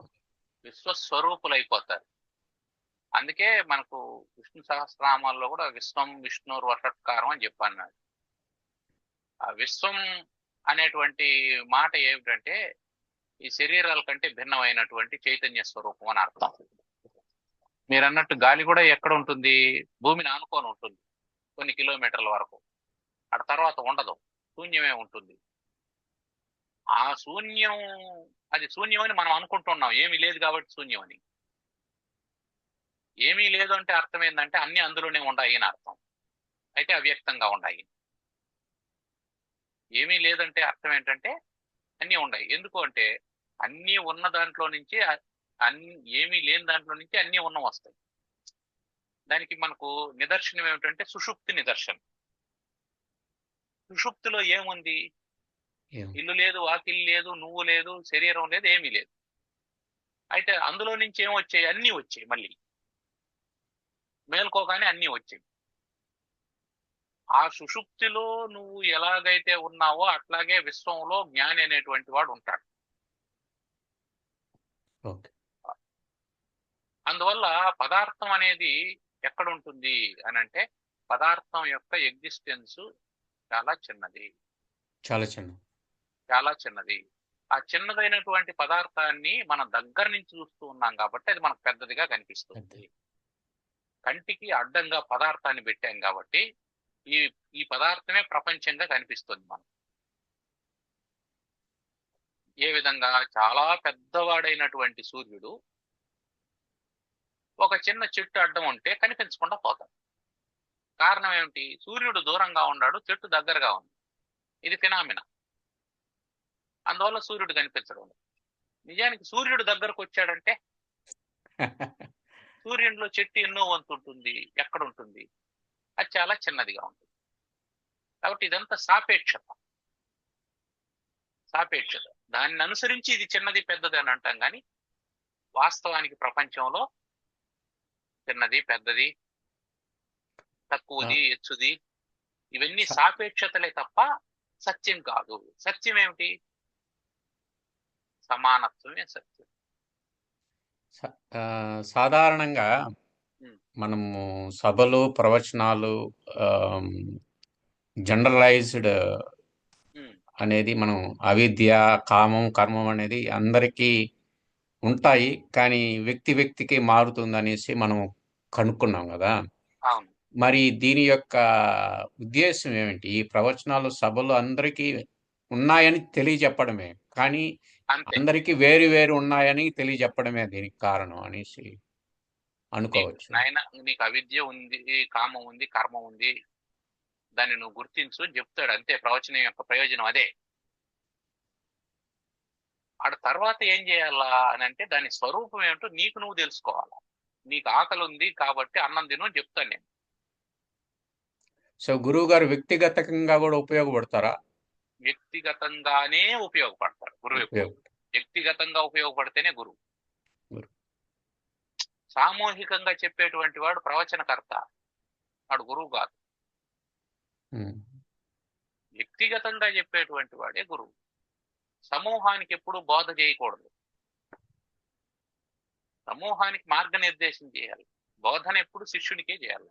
అందుకే శాస్త్రం కూడా నపుత్రో వై శిష్య అని చెప్పాను. వాడు నీ కొడుకన్నా అయి ఉండాలా, శిష్యుడన్నా అయి ఉండాలా, అట్లాంటి వాడికి చెప్పు అని చెప్పాను.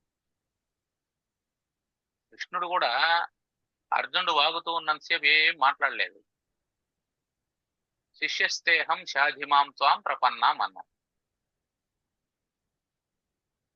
నేను నీకు ప్రపన్నుడయ్యాను, నేను నీకు శిష్యుడు అవుతున్నాను, షాధి మాం, నన్ను శాసించు అన్నాడు. అప్పుడు ఇంక మొదలు పెట్టాడు అశోచ్యాననోశోచం. కానీ కర్మలు మనం చేయకుండా ఉండడం అనేది అసంభవం. ఎప్పుడు 24 గంటలు మనం ఏదో ఒక కర్మ చేస్తూనే ఉంటాం. ఆ, కానీ కర్మ చేయడానికి కారణము అవిద్య అనేది తేలిపోయింది.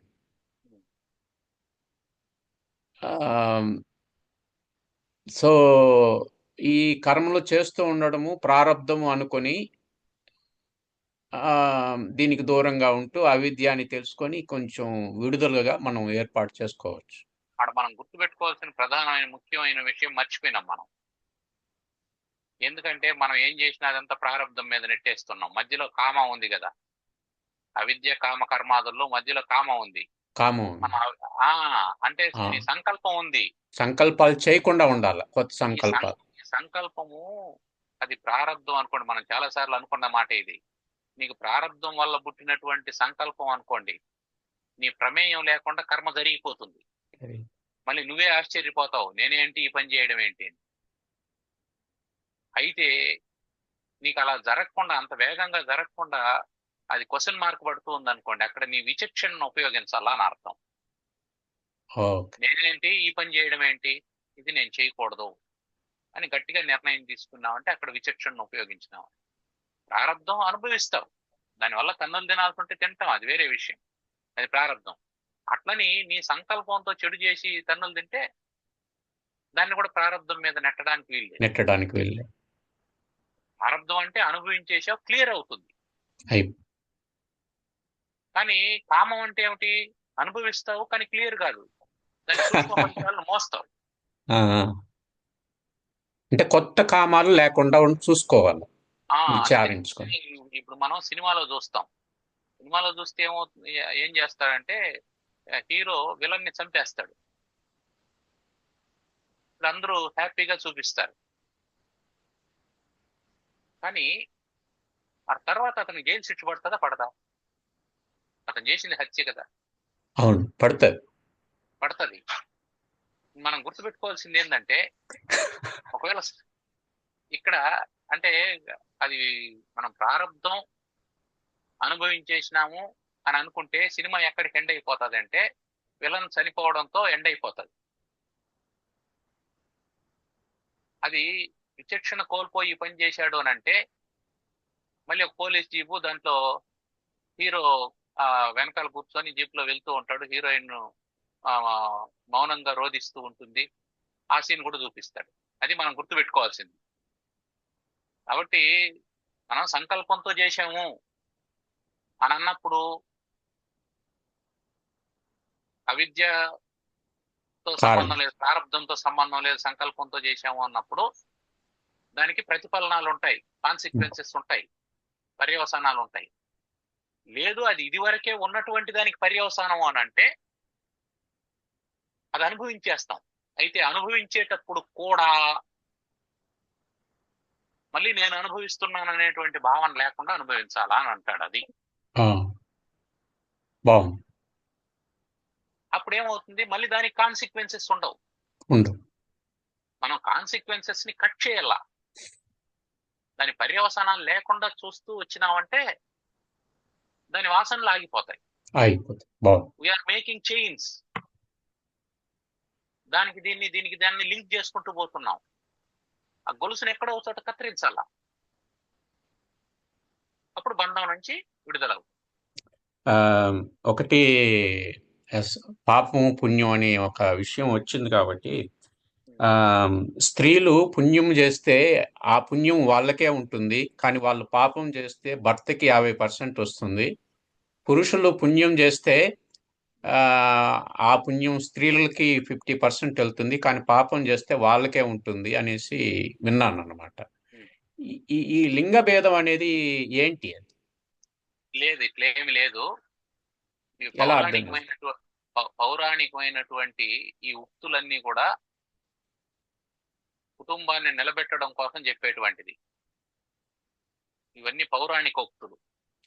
అంటే పురాణం యొక్క ప్రధానమైన ఉద్దేశం ఏమిటంటే మానవుడు ఆనందకరంగా జీవించాలి.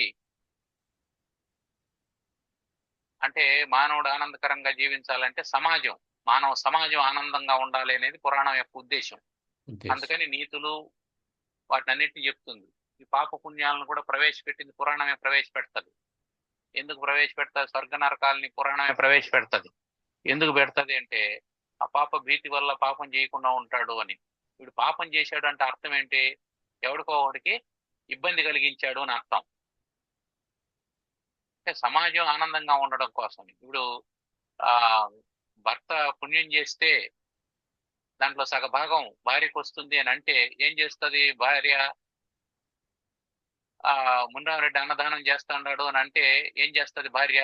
సహకరిస్తుంది. ఆయన చేస్తే నాకు కూడా పుణ్యం వస్తుంది కదా అనేసి. దానివల్ల మంచి పని జరుగుతుంది. భార్య పాపం చేస్తే దాంట్లో భర్తకు భాగం ఉంది అంటే ఏం చేస్తాడు భర్త? భార్యను జాగ్రత్తగా చూసుకుంటాడు, ఆ పాప పనులు చేయకుండా చూసుకుంటాడు. ఇది దాని అర్థం. పిల్లలు తప్పు చేస్తే వాళ్ళు తప్పు కాదు, అది తల్లిదండ్రులకు ఆ పాపం అంతా అని అన్నారంటే ఏం చేస్తారు తల్లిదండ్రులు? జాగ్రత్త వహిస్తారు, పిల్లలకి నీతి బోధ చేస్తారు, వాళ్ళని మంచి మార్గంలో ప్రవేశపెడతారు. అంటే ఈ పాప పుణ్యాలు ఒకరి నుంచి ఒకరికి ట్రాన్స్ఫర్ అవుతాయని చెప్పడం ఎందుకోసం అని అంటే ఆ కుటుంబ వ్యవస్థను సమాజాన్ని సంరక్షించుకోవడం కోసం మహర్షులు చేసినటువంటి ప్రయత్నం ఇదంతా. అని వాస్తవం ఏంటంటే ఎవడిది వాడిదే. నీ ఆకలికి నువ్వు తినాలంతే, నీ రోగానికి నువ్వు మందు తినాలంతే. దాంట్లో ఒక్కరికి వచ్చేది ఏమీ లేదు. అందువల్ల ఇవన్నీ చెప్పడం ఎందుకోసం చెప్తారంటే సమాజాన్ని ఉద్ధరించడం కోసం చెప్తూ ఉంటారు. అంటే ఈ విధంగా ఉండడం వల్ల ఏమవుతుందంటే ఉత్తరోత్తర ఒకరితో ఒకరు జ్ఞానాన్ని వినిమయం చేసుకోవడానికి, మనిషి ఒక్కడే సమాజంలో తను ఒక్కడిగా ఏ పని చేయలేనప్పుడు తనతో పాటు 10 మంది కలిసి ఓ మంచి పని చేయాల్సి వచ్చినప్పుడు వాళ్ళందరూ కూడా ఇది పుణ్యం మనం కలిసి చేస్తే బాగుంటుంది అని అనుకున్నప్పుడు కార్యక్రమాలు జరుగుతాయి. ఆ విధంగా జరగకపోతే ఇన్ని అన్వేషణలు జరిగేవి కాదు. మీరు ఆస్ట్రేలియాలో కూర్చొని నేను ఇండియాలో కూర్చొని పాఠం వింటున్నాము అంటే అర్థం ఏంటి? ఇన్ని అన్వేషణలు జరిగాయి. ఈ అన్వేషణలు స్వార్థంతో జరిగాయా, పరార్థంతో జరిగాయా? ఇది ఈ కంప్యూటర్ కనిపెట్టిన అతను పేటెంట్ తీసుకున్నాడా లేదా అనేదాన్నంతా పక్కన పెట్టేస్తే ఇవన్నీ సమాజం మేలు కోసం వాళ్ళు ఏదో ఒకటి సంకల్పించి చేశారు. పుణ్యం వస్తుందనే చేశారని అనుకున్నాం, లేదా డబ్బు వస్తుందని చేశారని అనుకున్నాం. ఎట్లా చేసినా మేలు చేశారు కదా.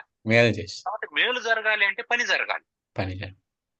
ఆ పని జరగాలంటే దానికి ఉత్తమమైనటువంటి సంకల్పం ఉండాలి. ఆ ఉత్తమమైనటువంటి సంకల్పం ఉండాలంటే ఏది ఉత్తమమో ఏది ఉత్తమం కాదో అని చెప్పేటువంటిది ఉండాలి. అలా మార్గనిర్దేశనం చేసేటువంటిది పురాణం.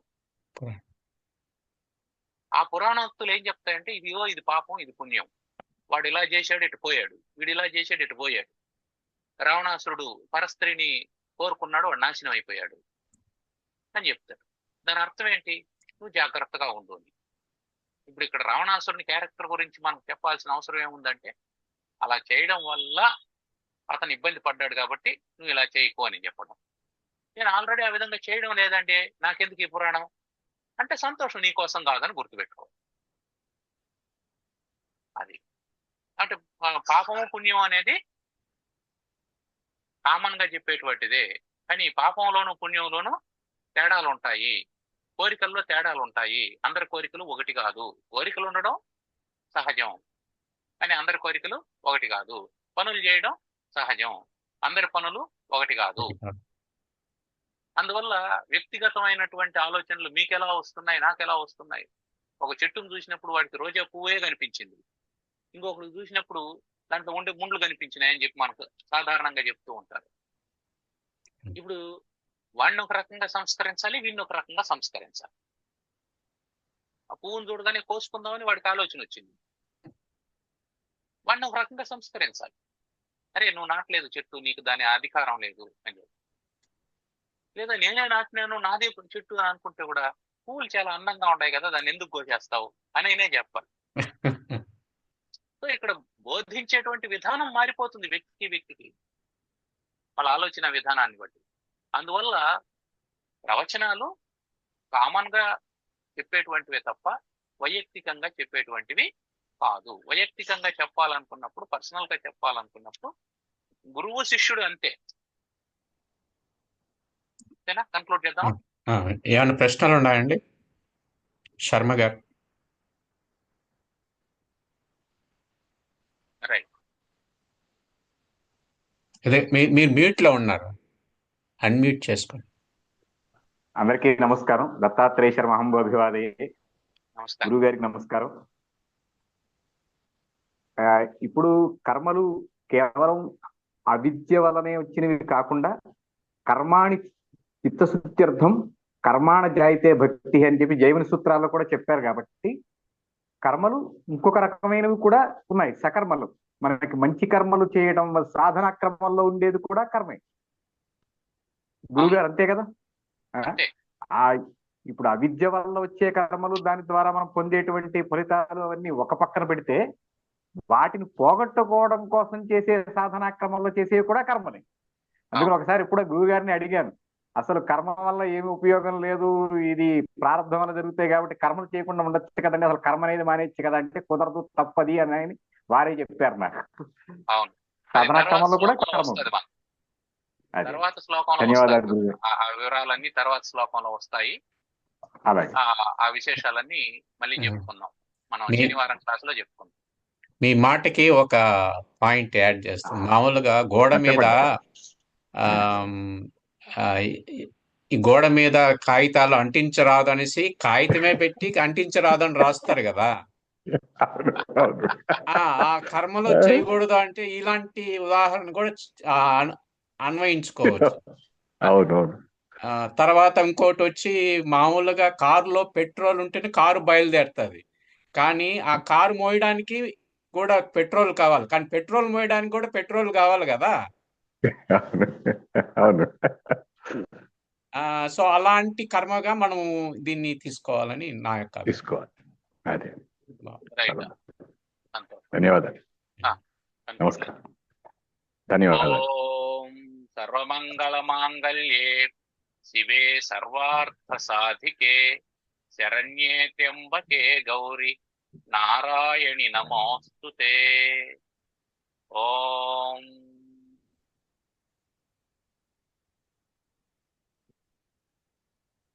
లోకా సమస్తా సుఖినో భవంతు. ధన్యవాదాలు.